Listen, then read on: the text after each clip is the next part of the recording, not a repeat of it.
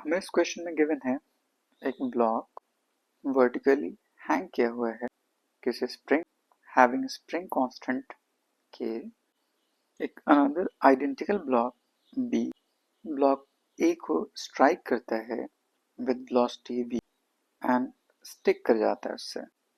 सो इस सिचुएशन के लिए मिनिमम वैल्यू ऑफ v कितनी होगी सो दैट स्प्रिंग अपने नेचुरल लेंथ को अक्वायर कर ले आफ्टर कोलिजन।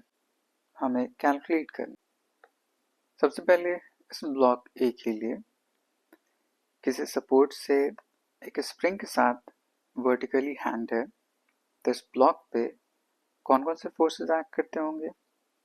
एक downward force of gravity mg। So spring में इलोंगेशन के बेस पे spring force. Suppose unstretched length या इक्विलिब्रियम लेंथ स्प्रिंग का कुछ यहाँ पे था, स्ट्रेच होने के बाद कुछ यहाँ तक। So total elongation of spring let's say y। सो इस पे spring force ky। So at equilibrium ky should equals to mg और y equals to mg by k। Next block A, block B move करता है with some velocity v and इस A के साथ collide करता है एंड आफ्टर कोलिजन दोनों stick कर जाता है। सो आफ्टर कोलिजन दोनों की वेलोसिटी कॉमन हो जाएगी। लेट्स से vc, ये बिफोर कोलिजन, ये after collision. So using conservation of linear momentum, we can write initial momentum, final momentum should be equal. Initially सिर्फ ब्लॉक P मूव कर रहा था, so उसका momentum m times v। After collision दोनों block combine कर गया, so total mass becomes 2m and velocity common vc। so यहाँ से vc की वैल्यू आ जाएगी v by 2। नाउ अब ये सिचुएशन कुछ ऐसा हो गया, A and B दोनों combine moving upward with common velocity vc।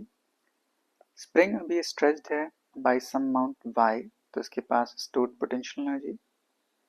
इस पूरे सिस्टम को रीच करना है इक्विलिब्रियम पोजीशन y हाइट तक, मतलब पोटेंशियल एनर्जी गेन कराना है। So using conservation of energy, using conservation of energy, total energy initial and total energy final equal होना चाहिए। सिंस यहाँ पे पूरे इंटायर सिस्टम पे सिर्फ एक फोर्स एक्ट कर रहा है, force of gravity which is conservative, and दूसरा स्प्रिंग वो भी कंजर्वेटिव, इसीलिए कंजर्वेशन ऑफ एनर्जी अप्लाई कर सकते हैं। Total energy initial eight lowest point, kinetic energy half m v common उसका स्क्वायर। स्प्रिंग में potential energy half k y square. Final energy जब ये पूरा इक्विलिब्रियम तक रीच कर जाएगा तो वहाँ पे वेलोसिटी भी जीरो, स्प्रिंग में कोई इलोंगेशन नहीं, तो वहाँ पे सिर्फ पोटेंशियल एनर्जी होगी। Total mass of system 2m g and total displacement y। इस y की वैल्यू हमने ऊपर कैलकुलेट कर रखा था, उसको सब्स्टिट्यूट कर लेते हैं। अब इन सारी वैल्यूज को सब्स्टिट्यूट कर लेते हैं।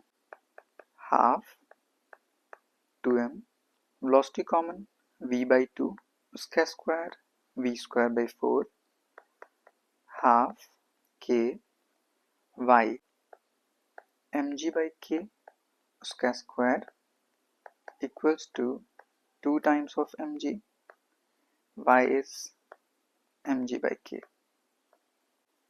2 and 2 cancel out, तो ये टर्म हो जाएगा mv स्क्वायर by 4 प्लस, इसको सिंप्लीफाई करने पे m square g square divide by 2k equals to 2 times m square g square by k।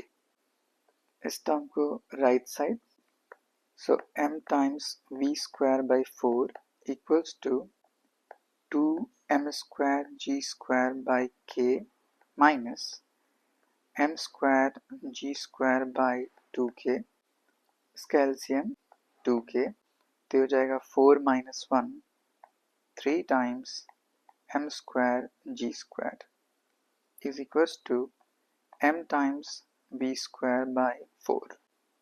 m cancel out, ये 2 इससे 4 कैंसिल आउट 2 टाइम्स में, तो ये 2 राइट से जाएगा मल्टीप्लाई में 6, v स्क्वायर है उससे जाएगा root under, so v becomes 6 m times g square by k root under, और 6 times of mg by k root under with g root के बाहर,